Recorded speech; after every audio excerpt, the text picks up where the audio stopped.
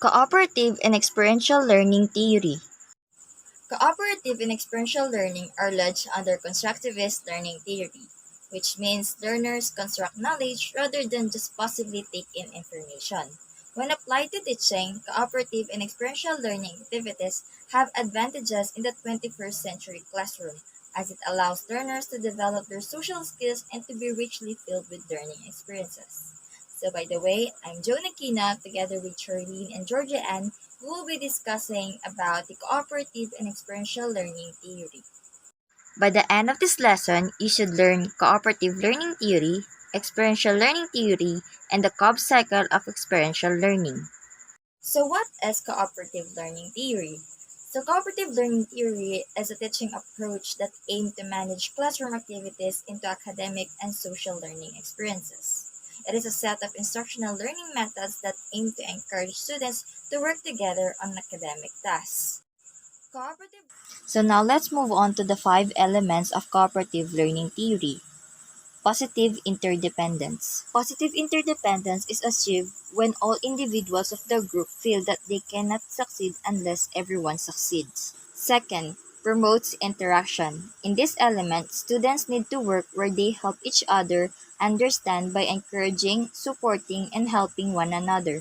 Third, individual and group accountability. In this element, the group should be responsible for achieving its goal, and each student should be responsible for his or her share of work. Fourth, teaching students the required interpersonal and small group skills. In this element, social skills must be taught because leadership, decision making, trust building, communication, and conflict management skills empower students to manage both teamwork and task work successfully.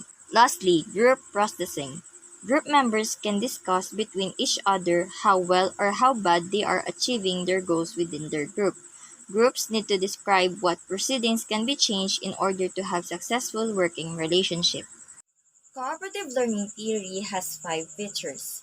The first one is students are actively engaged, which develops a cooperative spirit.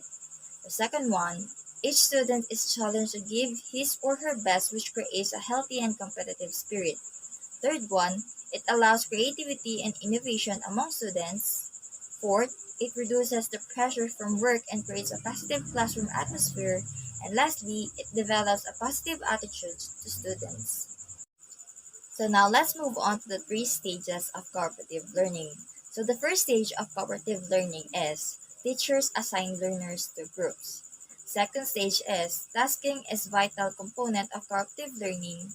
The third stage is the working times and task collaboration should be an active process.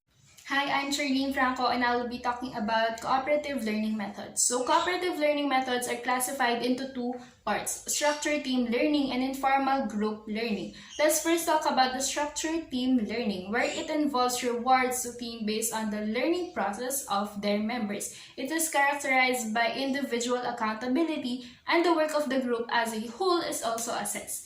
This also helps create equal opportunity for success and learning for all the learners by grouping them into high-performance learning teams. In doing this, you build on the strengths and diversity of your students.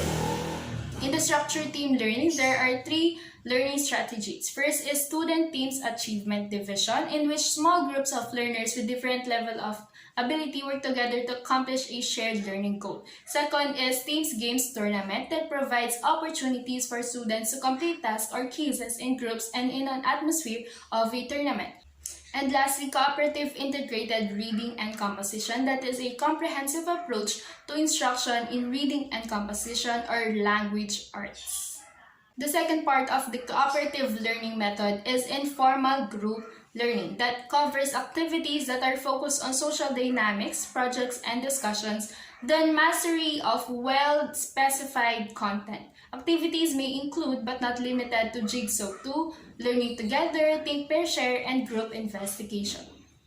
Now let's talk about the experiential learning theory. So what is experiential learning theory? It is an engaged learning process whereby students learn by doing and by reflecting on the experience. The model is known for its holistic approach to student learning, which incorporates action, reflection, and experience or abstraction. So some features of experiential learning theory includes first, experiences are carefully chosen for students' learning potential, supported by reflection, critical analysis, and synthesis.